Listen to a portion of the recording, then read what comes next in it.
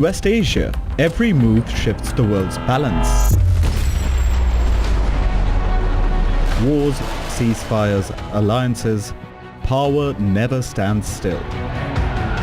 From Tehran to Tel Aviv, from Damascus to Doha, the West Asia Post cuts through the chaos to reveal the region that shapes the world.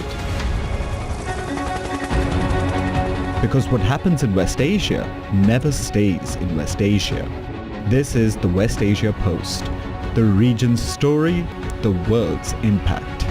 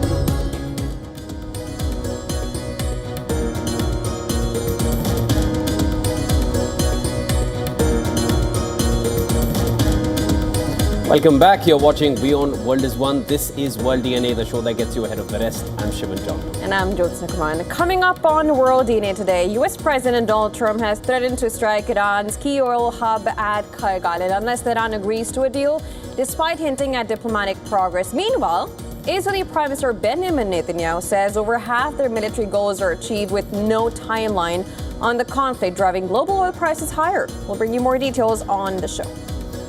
And as updates continue to flow in regarding the ongoing war, in the latest, reports are now suggesting that President Trump told his close aides that he's willing to end the war with Iran, even if the Strait of Hormuz remains closed. And this is coming at a time when Iran may soon impose tolls on ships passing through the key oil route, which remains disrupted by war. Meanwhile, Tehran has rejected a US truce proposal, calling it unrealistic, insisting that it has held no direct negotiations with Washington. Counterclaims coming in from both sides. Let's start with the headlines. This is World DNA.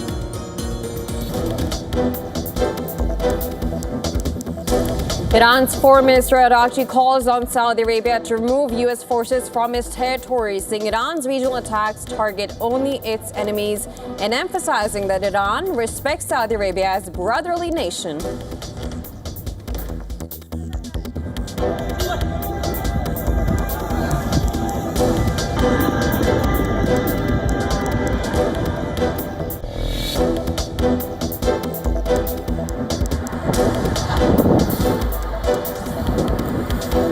Dubai authorities report debris from an air defense interception sparks fire in an abandoned house in Al Bada area. 4 people near the house injured in the incident.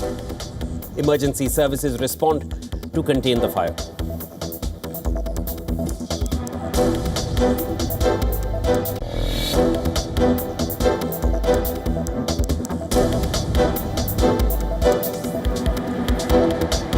Kuwait state media reports that an Iranian attack sets a Kuwaiti oil tanker on fire at Dubai port with no injuries. Kuwait's military says its air defenses are responding to missile and drone attacks in the area.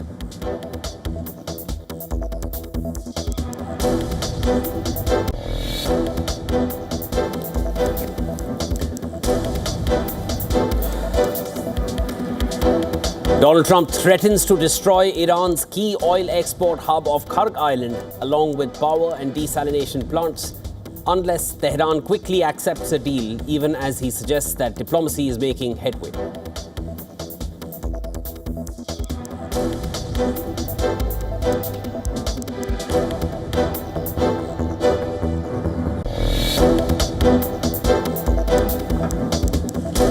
White House says President Donald Trump is considering asking Arab countries to pay for the cost of Iran war, adding that it is an idea he is quite interested in and he may speak more about it soon.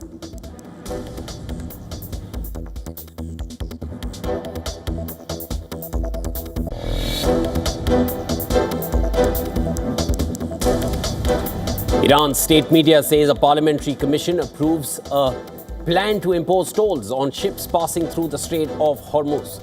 Proposal emphasizes Iran's authority over the waterway with cooperation with Oman.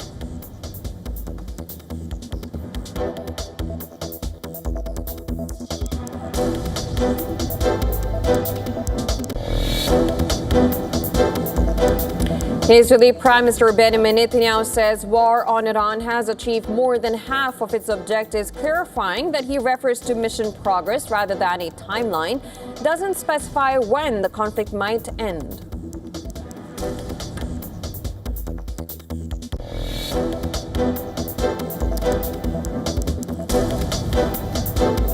Israel's military says that it is investigating incidents that killed 3 UN peacekeepers in southern Lebanon. UNIFIL reports 2 Indonesian peacekeepers were killed in an explosion on Monday, while another died on Sunday.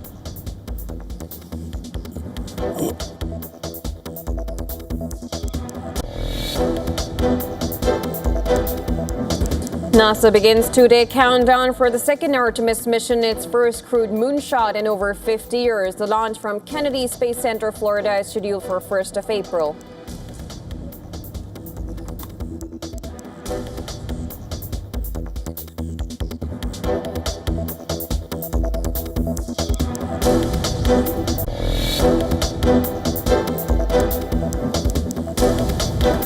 Oil prices rose for the 4th day, with Brent crude up $115.04 a barrel and US crude futures up $105.96. West Asia tensions and Strait of Hormuz disruptions are driving record monthly gains and tightening global supply.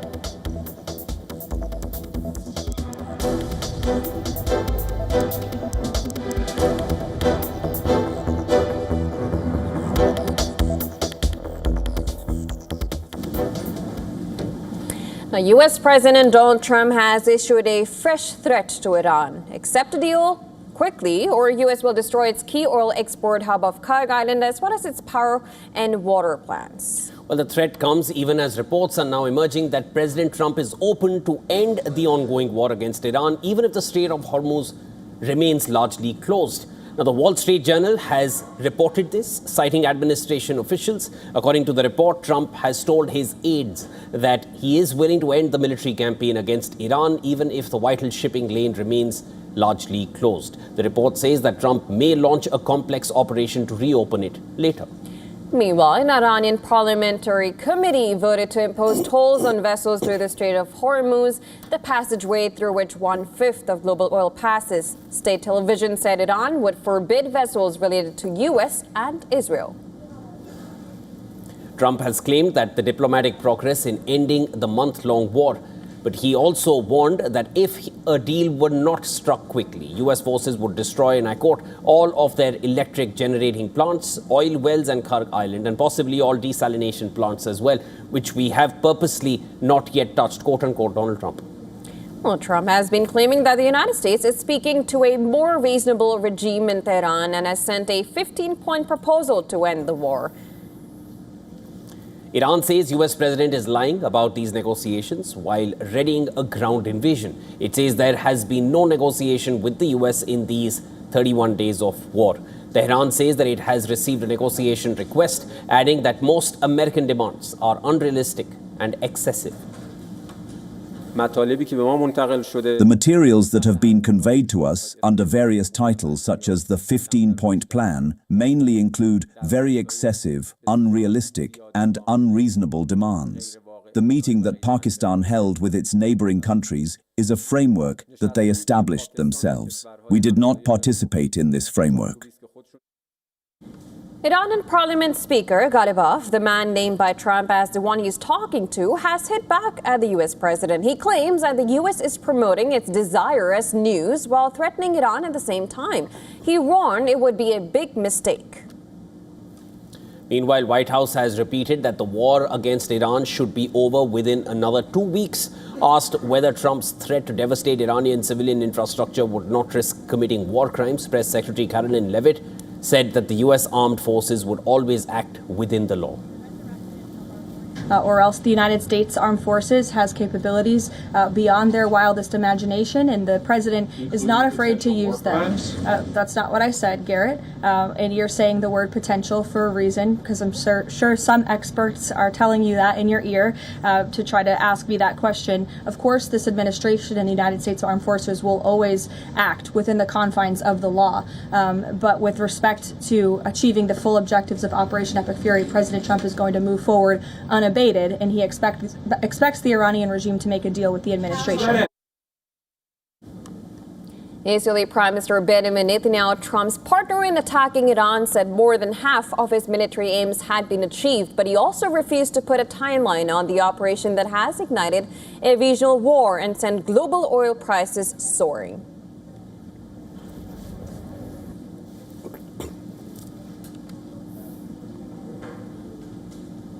And right now, for more on this, we are being joined live by John Erith. He is a Senior Policy Director for the Center for Arms Control and Non-Proliferation in Washington. Thank you so much for joining us on the broadcast. Let me begin by Trump's statement. He first said that he's going to destroy Kharg Island if no deal is done. And now we have reports coming in where he says he's willing to end the war without reopening Hormuz. What do we believe in, and what would it mean if at all he goes for ending the war without opening the Strait of Hormuz? I think that this is all things we have heard before. President Trump is making threats in hopes of reaching some sort of conclusion to the conflict. What we've seen these threats before, and the president has failed to carry through on them. So I don't think that there is much possibility that he would act on the threats at this time unless some very difficult to assess what the actual situation is, because the White House has never made clear what its goals and objectives for the conflict are. And until you understand what the goals are, it's impossible to measure success or lack thereof. John, if you just look at the recent reports, what they're suggesting that, and out of everything that has come out from the White House, Washington exiting from the Strait of Hormuz at the earliest seems most plausible, given that they've already been on a timeline and we are on week 5. The China visit for Trump has already been delayed once. He's postponed it to 14th, 15th May. That gave a certain sense of he would want to solve this or get US out of it at least before that. But when we come to the reports that are suggesting that he may exit the Strait of Hormuz, leaving it locked, leaving it closed. So if you look at the larger aspect, if that happens, that strait was open. It was a free-flowing region. Before this war started, it was started unilaterally by the US. Those objectives have remained unclear since the beginning. And now the US exits, leaving it closed, giving Iran ideas of charging a toll. Where does this leave everybody? It leaves everyone in worse shape than the world was before the conflict started. That's very clear. The strait has been closed as a result of the conflict between the US, Israel, and Iran. If the conflict were over, if the bombing on both sides stopped, then presumably the strait would reopen and the oil trade would be able to flow through again. Now we're hearing that Iran may decide to keep the strait closed even if the conflict stops. It's a little bit difficult to understand what the motivation for doing that would be, because the Strait of Hormuz is an international waterway and there are treaties and international agreements and standards to provide the right of innocent passage. So it would be difficult to assess why Iran would take such a step at this time. And just on that, do you think it's legal for them to take a step at this point? And would the ships and all the other countries would be willing to pay that kind of amount to get their ships out of there? It's difficult to say. I'm not a legal expert, so I would not understand. I don't see what Iran's justification is. If they are charging illegal fees for the passage of ships through an international waterway, that amounts to piracy, which is certainly illegal. But I've not seen what their justification would be for doing this. John, as Trump now has mentioned that they may exit, I think now he's been talking about exiting till now he was mentioning that we've won, we're winning so well, we won, constantly reiterating. No one really seems to be buying that, at least not in the international media, not in international circles, or people who understand warfare doctrines. But at this point, now he's talking about an exit.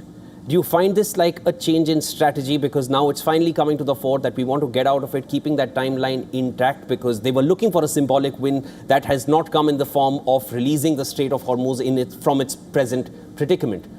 But an exit seems to be the most imminent way out for the US at this point. Since the conflict began, I've been saying that it's difficult to understand because of the lack of an articulated set of goals for the U.S. operations. This may actually prove to be an advantage in that without a defined goal, the president and the White House can simply declare success anytime that they would want and get out that way. So that may be what the strategy is coming around to be.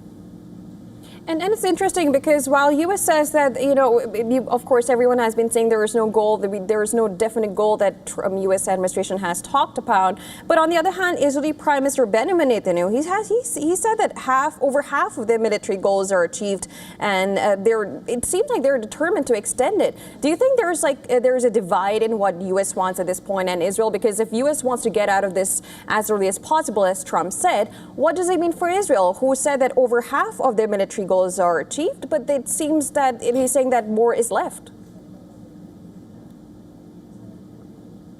That's what Prime Minister Netanyahu has said. It appears that there is some difference of views between the U.S. and Israel as to what the purpose of the conflict is. But as the White House still has not articulated what its goals actually are, it's difficult to understand how great that difference may be. John, you're joining us from Washington. What have you picked up from, the source right over there? What are voices in your part of the world, in your town, in your city, telling you, or what do you pick up? What's the general verdict or general sentiment regarding what has happened in these last 30, 31 days? If you also look at the number of troop deployments, and a lot of military voices, veterans, are not seeming very positive or optimistic about the possibility of troops entering Iran terra firma. What have you picked up from your own discussions in your circuits? Once again, it's difficult to understand why U.S. ground troops would be required if there is not a definite goal for them to achieve by being placed on the ground in Iran. People are certainly concerned about that. There are a lot of people who are concerned about increases in oil prices and other prices that depend on oil for transportation. There is a perhaps sense of relief that the worst predictions regarding U.S. casualties have not come to pass, and that the Iranian military response is increasingly ineffectual. So that may be a potential bit of good news, but overall it's increasing frustration that there are U.S. service members being endangered for not a clear set of goals. And just add into that, do you think that there is a sense of, holding back from exit, or when Trump says that he wants to exit, do you think there's some kind of pressure when it comes to, for example, midterm elections that they're going to come up? And do you think that these inflation and prices going up is building a pressure on Trump, and where he seems like, okay, now I think I should get out of it because we have the midterm elections? So politically, what are the reactions coming in Washington? You raise a very good point. The midterm elections are coming up in November. The Republican Party looks to be in very bad shape for those elections. They will probably lose control of at least one of the two houses of Congress. And so this is something that President Trump and his people have to worry about. But that said, there is still some time to go before that, and there is still time to turn this around. And that is perhaps driving the desire for an exit to the war. It was a war that was begun, I think, in hopes that it would go very quickly, that it would encourage a fast regime change in Iran. This has not happened, and so the White House appears to not have a backup plan and not understand what to do to get out of the mess it created. John, he's really trying to drive that point too. He feels there has already been a change in regime and they're dealing very well with him. And it's a very, very concerning state when the words of the US president are being looked at with a lot of doubt that he's going to say one thing now and diverge from it very soon. And these are voices from the US which have told us that. Let me quickly go over, and I wanted to get your understanding on how you position US foreign policy as of today. What has happened in Iran, as far as the objectives are concerned, they remain a question. A possible exit from the Strait of Hormuz at this point, leaving it closed, that becomes an even bigger question. But your own foreign policy as a country with Canada, that became an issue as soon as Trump came into office. Your closest allies in the West, those kind of statements that went out from Donald Trump's tweets from his posts on social media regarding NATO or regarding the UK, that you did not come to our help. Australia, Japan saying, no, we do not want to get involved, and then eventually, okay, succumbing and then saying yes. That trip to China being delayed. Of course, the war in the Russia-Ukraine war, that continues. Russian president's visit to US was largely seen as a win for Vladimir Putin. The Gulf countries looking at Ukraine when they already have US air defenses deployed in their country. What is US foreign policy looking like right now? To be perfectly honest, it's looking like something of a mess. And I think what you're seeing is the effect of not having professional diplomats managing U.S. foreign policy. In Trump's first term, there was some level of confusion, but by and large, you had people who had experience in the Bush and Obama administrations in key positions in the foreign policy establishment. That is not the case now. It is being run largely by politicians with political agendas, and they're amateurs at the actual world of diplomacy. And that is really starting to show. You don't have the professionals running things, you have amateurs, and you have this inconsistent, unpredictable foreign policy that we see. And that being said, if at all there is an exit from US from Iran, do you think that would be a strategic win for Iran at this point in time? Because even as of now, through a lot of reports, they say that Iran has been earning double from oil that they used to before the war happened. So clearly, economically, Iran doesn't seem to be taking a hit as much as US is at this point. So in that case, would you say that Iran is winning economically? I'm not an economist, so I'm not going to offer an opinion on that. What I can say is that Iran is certainly losing the war, in that it's taking damage on a daily basis from U.S. and Israeli attacks and doing very little in return. I feel very bad about the way Iranian people are suffering and in many cases dying as a result of the actions of an unpredictable White House policy. So in that sense, there are no winners in this war. Everyone is losing.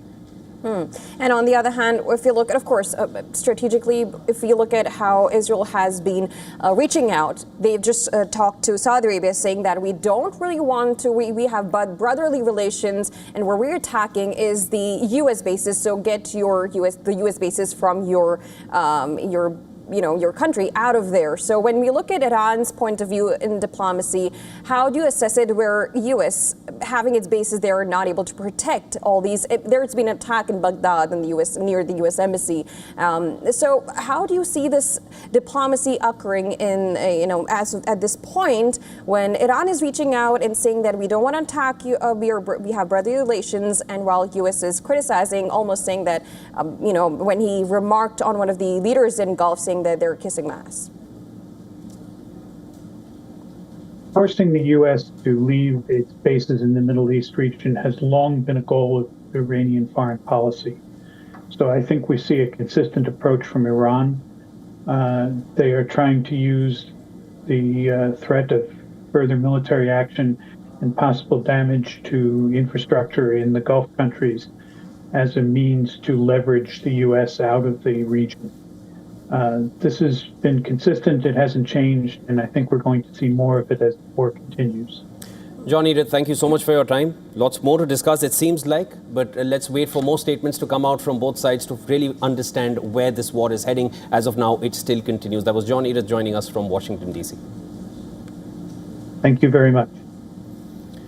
All right, and this is World DNA. We are going to be slipping into a very short break. More reports coming up on the other side. The UN peacekeeping mission in Lebanon said that 2 of its personnel have been killed. We'll be bringing you details on this. Well, also on the other side of World DNA, NASA has officially begun the 2-day countdown for its first crewed mission to the moon. The Artemis 2 mission will be its first crewed moonshot in more than 50 years. We'll get you all the details on that on the other side. Keep watching WION World is One.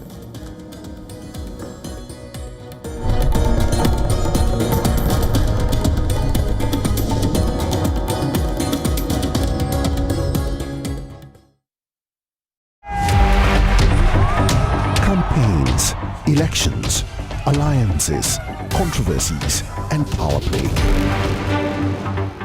Beyond the noise and rhetoric, no election, no ballot issue too small.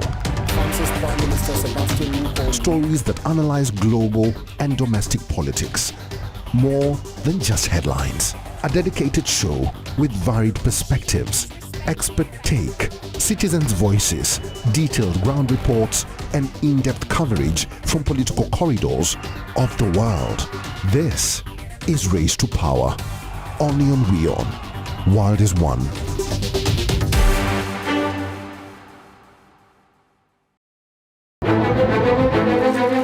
In-depth coverage of global issues broken down into facts, figures, and simple words. Backed with analysis from field experts who truly matter, because we believe in decoding the real picture for you.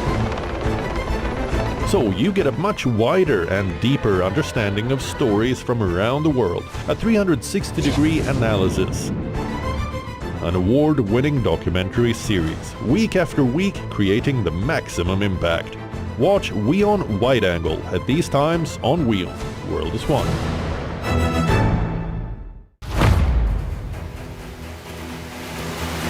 Get the latest updates. Destroy their Breaking missiles news. and raise their... Credible, clear, continuous. Experts across aisles. Diverse voices, one platform. WION World is One. In West Asia, every move shifts the world's balance. Wars, ceasefires, alliances, power never stands still. From Tehran to Tel Aviv, from Damascus to Doha, the West Asia Post cuts through the chaos to reveal the region that shapes the world. Because what happens in West Asia never stays in West Asia. This is the West Asia Post, the region's story, the world's impact.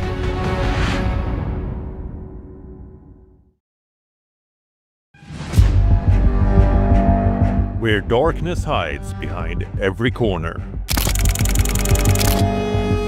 Where the truth is stranger than fiction.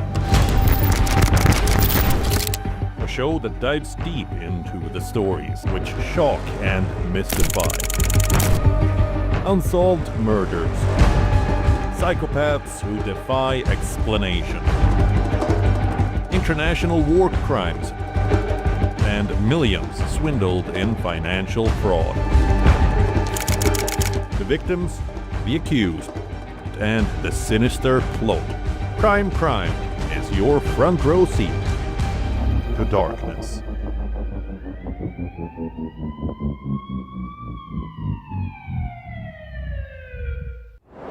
Five states, one powerful voice. From Tamil Nadu to West Bengal.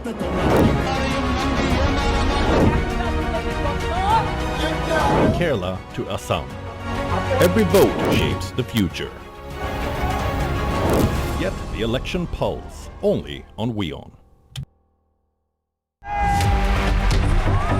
Campaigns, elections, alliances, controversies, and power play. Beyond the noise and rhetoric, no election, nor ballot issue too small. France's Prime Minister Sebastian Coe. Stories that analyze global and domestic politics more than just headlines. A dedicated show with varied perspectives, expert take, citizens' voices, detailed ground reports, and in-depth coverage from political corridors of the world. This is Race to Power. Only on WION. World is One.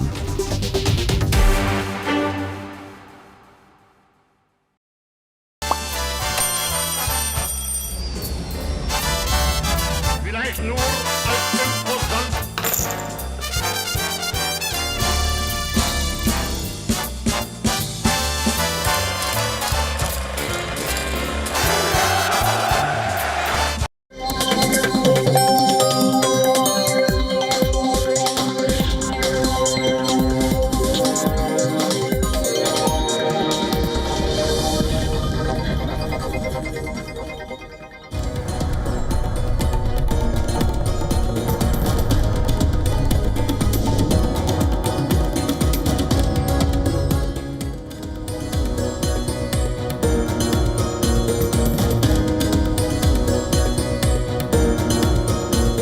Welcome back. You're watching World DNA with Jyotsna. I'm Shivan. Lots more to discuss. Let's start with the headlines.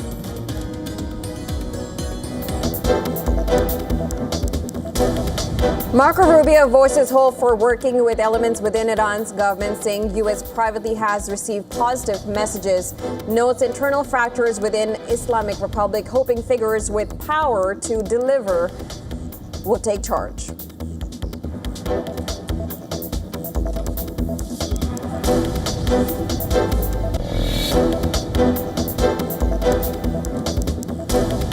Iran fires new missiles early on Tuesday as it vows defiance against US President Donald Trump, who threatened to destroy Kharg Island along with power and desalination plants in Iran unless Tehran quickly accepts a deal to end the war and open up the Strait of Hormuz.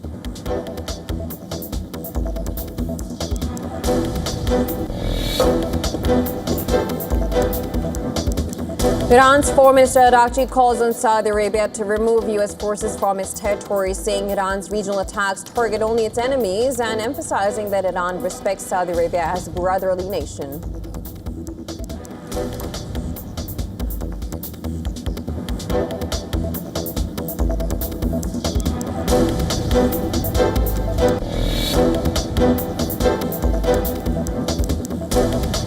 Dubai authorities report debris from an air defense interception sparks fire in an abandoned house in Al Bada area.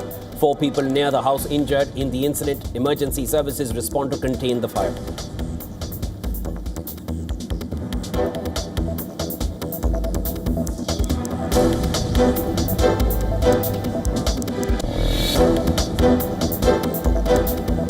Kuwait state media reports an Iranian attack sets a Kuwaiti oil tanker on fire at Dubai port with no injuries. Kuwait's military says its air defenses are responding to missile and drone attacks in the area.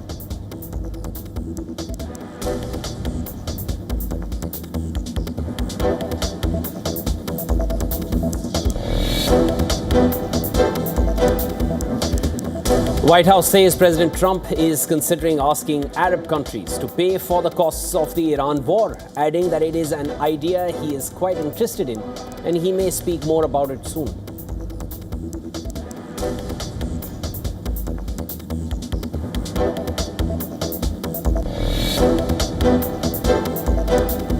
Iran state media says a parliamentary commission approves a plan to impose tolls on ships passing through the Strait of Hormuz.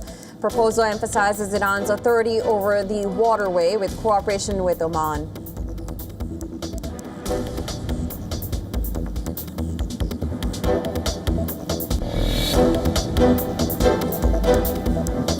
Israeli Prime Minister Netanyahu says war on Iran has achieved more than half of its objectives, clarifying that he refers to mission progress rather than a timeline. Doesn't specify when the conflict might end.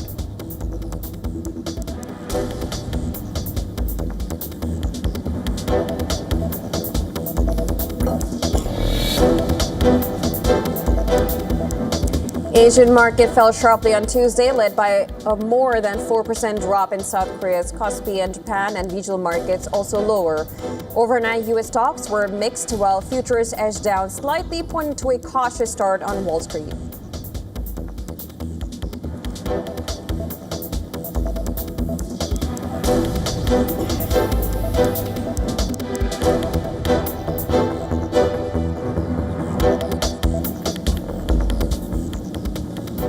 Now, the UN peacekeeping mission in Lebanon said 2 of its personnel have been killed. Well, this is the second deadly incident in 24 hours in the country's south, where Israel and Hezbollah are fighting. The United Nations Interim Force in Lebanon, UNIFIL, said that 2 Indonesian peacekeepers were killed when an explosion of unknown origin destroyed their vehicle. 2 other peacemakers were wounded, one of them wounded seriously. Another Indonesian soldier was killed overnight between Sunday and Monday when a projectile exploded near one of the group's positions in a village in southern Lebanon. We strongly condemn these unacceptable incidents, and peacekeepers must never be a target. UNIFIL is investigating these incidents to determine the circumstances of these tragic developments. We also remain seriously concerned about several aggressive behaviors incident against UNIFIL peacekeepers in the past couple of days. Besides UNIFIL, Israel's military also said it was investigating the 2 incidents in order to clarify the circumstances and determine whether they resulted from Hezbollah activity or from IDF activity.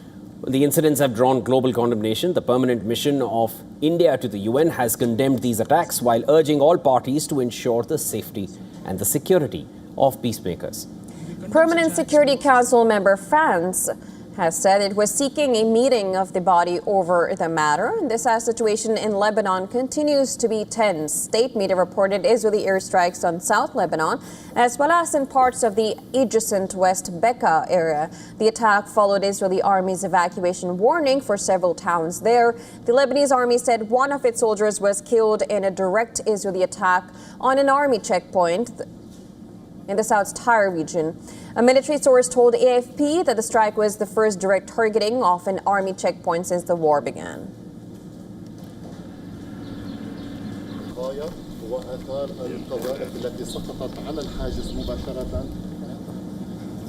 India has taken a major step in strengthening its naval power.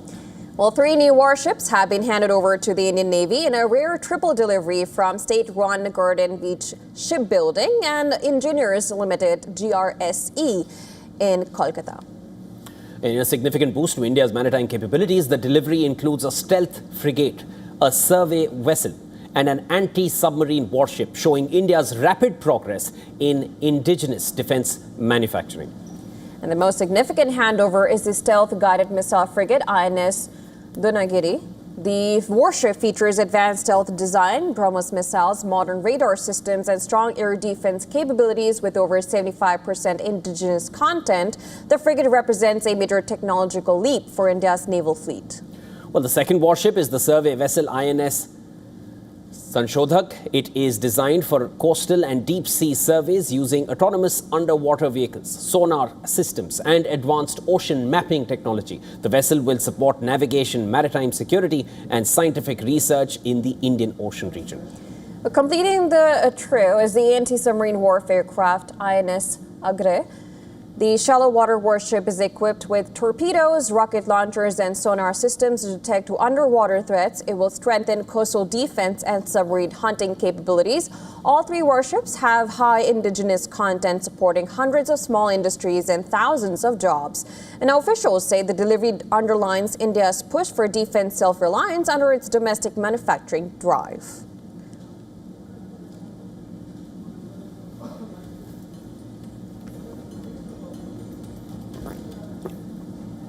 Now, Myanmar's junta chief is returning to power. But this time, it's in civilian attire. The stage is set for the country's junta chief to become the country's next president. Now, Myanmar's newly elected lawmakers have nominated junta chief for vice president. Aung Min will be replaced as military commander as power center now shifts to presidency after 5 years of junta rule. Min Aung Hlaing toppled the elected government of Aung San Suu Kyi in 2021, and after 5 years of military rule, he oversaw heavily restricted elections that gave a walkover win for pro-military parties. The January elections was held in areas under junta authority, which roughly makes 1/5 of the entire country. In the run-up to the election, dozens of opposition parties were banned. Criticism of the election was criminalized, even carrying prison terms of up to 20 years. Min Aung Hlaing will now contest for presidency with 2 other candidates. Then the winner will be chosen through a parliamentary vote. He is likely to emerge winner as pro-military political parties hold majority in the parliament. Myanmar's military has long presented itself as the only force guarding the rest of country from rupture and ruin. Min Aung Hlaing is now expected to manage the transition as president, flanked by his trusted military generals controlling the men in arms.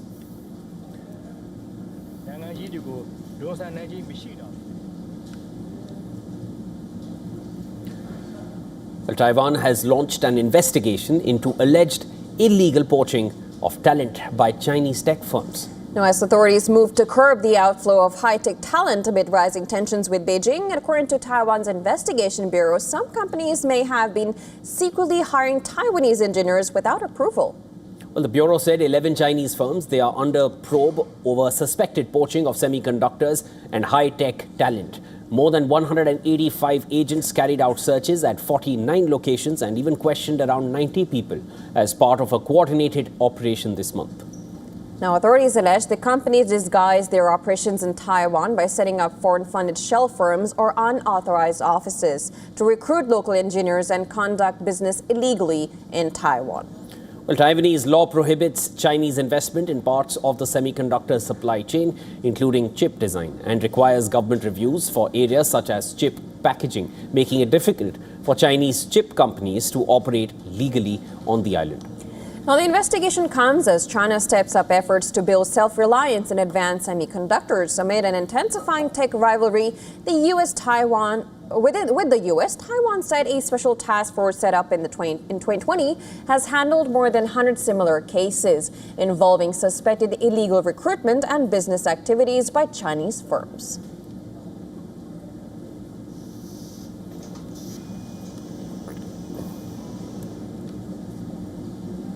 Now, NASA has officially begun the 2-day countdown for its first crewed mission to the moon. Artemis 2 mission will be its first crewed moonshot in more than 50 years, marking a major milestone in space exploration. The long-anticipated loop around Earth's satellite will pave the way for future explorations.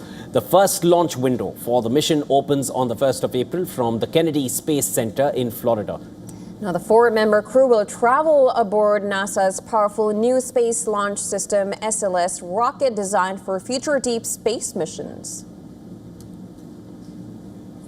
As I said, the vehicle's ready, the system is ready, the crew is ready, and behind this flight stands a campaign. Landings, a lunar base, a nuclear propulsion into deep space. That begins, not ends, with what happens on Wednesday evening. I have complete confidence in this team and the NASA workforce. Well, the 4-member crew includes 3 American astronauts, Reed Wiseman, Victor Glover, Christina Koch, and Canadian Jeremy Hansen. This historic mission will be the first to send humans around the moon since the Apollo era, and includes the first woman, person of color, and non-American astronaut on a lunar mission. I'm Christina Cook. I'm a mission specialist. I'm Jeremy Hansen. I'm a mission specialist. I'm Victor Glover. I'm the pilot. I'm Reed Wiseman. I'm the commander for the Artemis 2 mission to the moon. To the moon. To the moon. To the moon.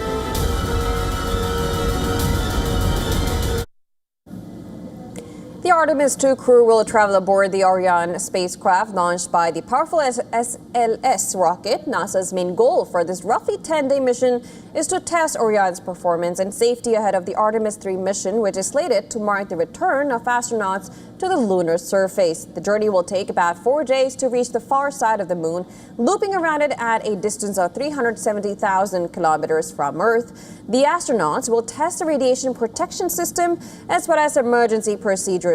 Finally, Orion will head back to Earth a 4-day trip before splashdown in the Pacific. NASA wants to return to the moon to establish a lasting presence, this time with the construction of a lunar base and a space station in orbit. But the first challenge will be getting the Artemis 2 mission off the ground. It has faced several delays already. It was originally due to take off as early as February, but repeated setbacks stalled the goal and even necessitated rolling the rocket back to its hangar for analysis and repairs. The weather so far looks promising. NASA is reporting that the forecast shows an 80% chance of favorable conditions.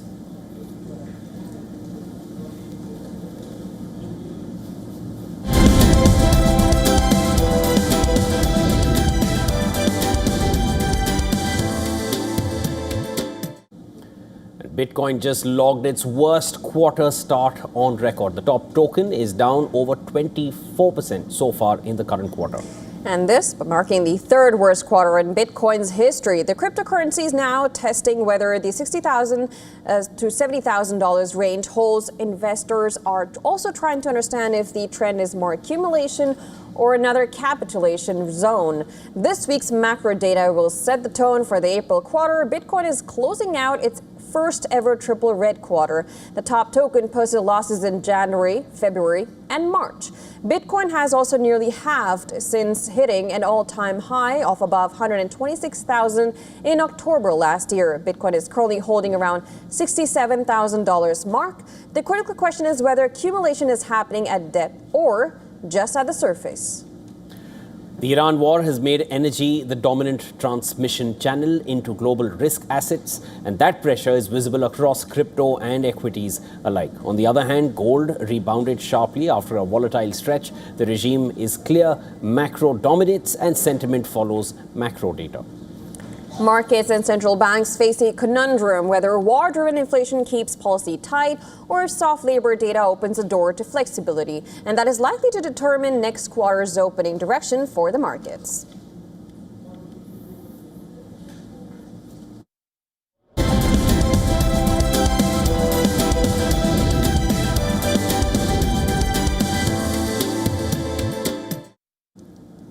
Well, Microsoft has unveiled a new feature in its Copilot research assistant, allowing users to run multiple AI models simultaneously within the same workflow, including OpenAI's ChatGPT and Anthropic's Claude. Now, the tech giant's latest move is aimed at improving its AI offering and boosting adoption.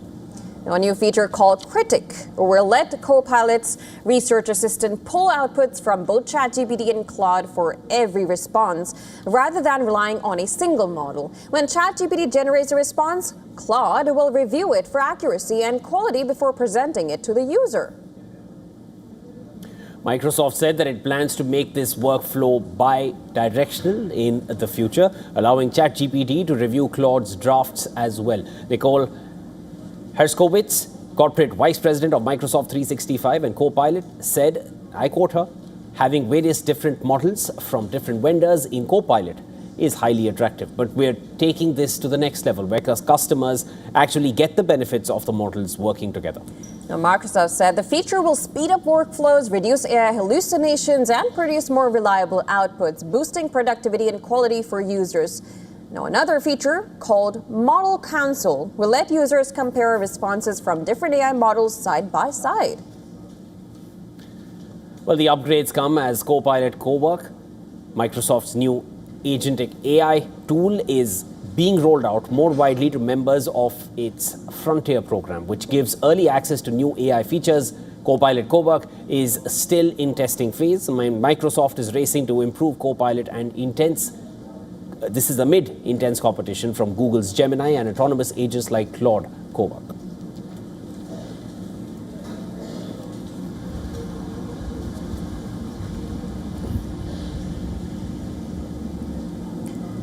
Now, daring heist has rocked Italy's art world. Now, thieves broke into a museum near Parma, stealing masterpieces by Renoir, Cézanne, and Matisse. Well, the entire theft took place under 3 minutes, and thieves made off with 3 paintings worth millions. Police say the heist took place on the night of March 22nd, 23rd, with thieves forcing open the entrance door. The 3 stolen paintings are Fish by Auguste Renoir, Still Life by Cherries by Paul Cézanne and The Terrace by Matisse. Art experts doubt that they could be sold as they were such famous works, and that possible extortion could be the reason behind the theft. Art thefts can indeed be carried out for the purpose of extortion, just as people used to kidnap someone's son or wife and then demand, "Give me this money or I'll kill him." The same can certainly be done with works of art. On the other hand, the fact that they can actually be sold strikes me as a bit strange, because they are, after all, very famous works. The Manyani Roca Foundation, a private museum, lies in the heart of the countryside, 20 kilometers from Parma. Local media reported that the thieves were able to nab the paintings in less than 3 minutes and escape across the museum gardens. The museum believes a structured and organized gang was responsible for the theft, which was interrupted by the alarm. Well, the crime in Parma comes after a series of high-profile heists at major European museums, including a major incident in October where thieves stole jewels and other items worth 88 million euros from the Louvre in Paris.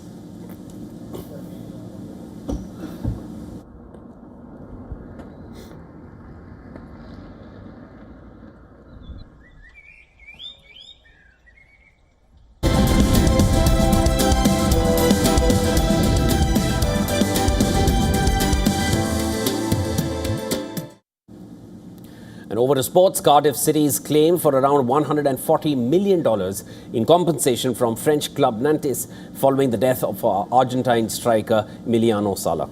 Nantes has been dismissed by a French court in Nantes, and Salah was on his way to join Cardiff City from Nantes when a plane crashed over the English Channel in 2019, killing both the footballer and the pilot. Cardiff, who were relegated from the Premier League that season, have since dropped to League One, had sought compensation, arguing that Salah's death cost them top-flight survival. The club argued that Nantes were responsible, claiming the flight had been organized by an agent linked to the French side. However, those claims were dismissed by the court, which said Cardiff failed to prove a direct link between the crash and their relegation. Cardiff has also been ordered to pay more than $500,000 in legal costs and damages. The court ruled that Nantes were not at fault in relation to the flight and that Cardiff did not suffer reputational damage.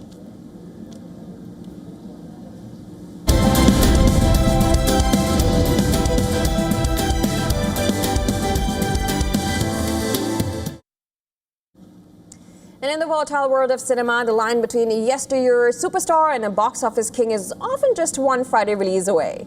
Recent years have seen a remarkable trend in the Indian film industry. Veteran superstars have managed to bounce right back from a string of commercial failures. Let's take a look at some of these. The most recent and dramatic turnaround belongs to Ranveer Singh. Not really a yesteryear star, but has been a while since he's had a big success at the box office. He faced extremely challenging post-pandemic phase where his career seemed to be in a tailspin. But due to several factors, that is, his high-profile projects like 83, where he played the role of former Indian cricketer and captain of the Indian cricket team Kapil Dev, underperformed, and the movie had released during the pandemic phase and was competing with giants such as Spider-Man, No Way Home and Pushpa. Now, his later releases, such as Circus and Jayesh Bhai Joda, were declared disasters. Rocky Aur Rani Ki Prem Kahani was a decent hit, but many credited Indian director Karan Johar and leading lady Alia Bhatt for the movie's performance at the box office. Well, it was the record-shattering Dhurandhar franchise in 2025 and now in 2026 that has catapulted him to the creme de la creme of the Hindi film industry, a position which he once enjoyed before the lockdown. His latest installment, Dhurandhar The Revenge, the sequel to the earlier one, has currently already grossed over 1,361 crore rupees. That's around $163 million and is still running successfully in theatres worldwide. Now, Indian superstar Shah Rukh Khan witnessed a somewhat similar journey. The actor is fondly called the Badshah and King Khan, but his king title was heavily debated after a 4-year hiatus and a string of underperforming movies like Zero, Jab Harry Met Sejal, and Fan. Well, Khan silenced all his critics in 2023 with his historic comeback. His film Pathaan crossed 1,050.3 crore rupees, and that's around $126 million. And the same year, his film Jawan hauled around in 1,148.3 crore rupees. That's around $138 million. Coming to Prabhas, who's also found himself at a crossroads after the global phenomenon of Bahubali 2. For years, his high-budget movies like Sahuradhe Sham and Adipurush, they failed to meet expectations. His status as a pan-India icon was under intense fire until the release of Nag Ashwin's sci-fi epic Kalki 2898 AD, which released in 2024. And the movie went on to earn 1,000 crore rupees, and that is around $120 million.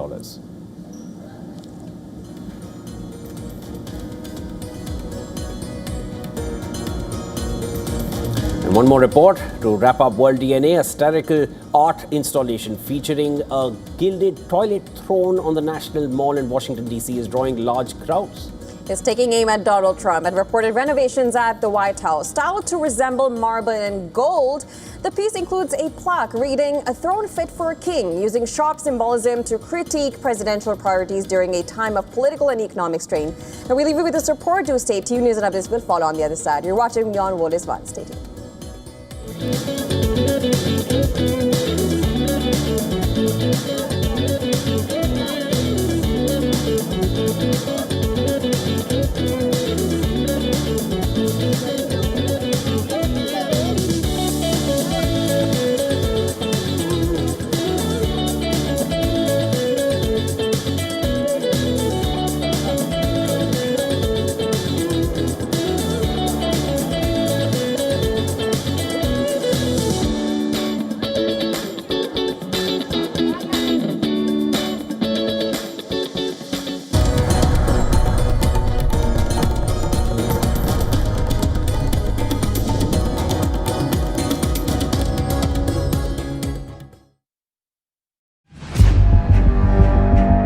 Where darkness hides behind every corner. Where the truth is stranger than fiction. A show that dives deep into the stories which shock and mystify. Unsolved murders. Psychopaths who defy explanation. International war crimes. And millions swindled in financial fraud. The victims, the accused, and the sinister plot. Prime Crime is your front row seat to darkness.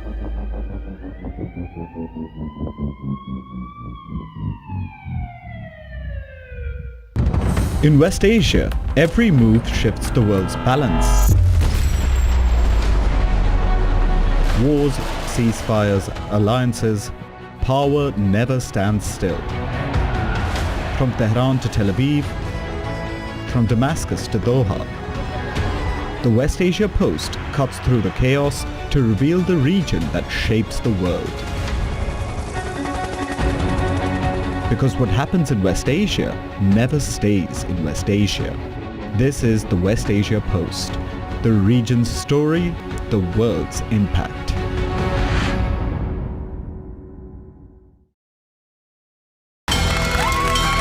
From the bustling trading floors of Wall Street to the vibrant exchanges of Asian stock markets, WION breaks it down for you to make sense of what's happening.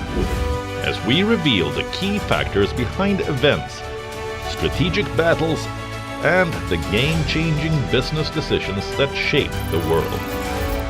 We bring you all of this and more on World Business Watch. Campaigns, elections, alliances, controversies, and power play. Beyond the noise and rhetoric, no election, no ballot issue too small.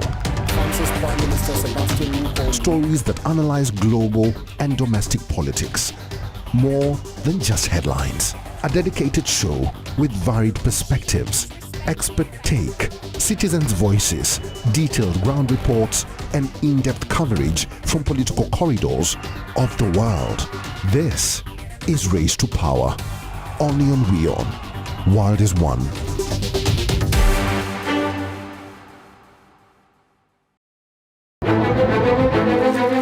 In-depth coverage of global issues broken down into facts, figures, and simple words.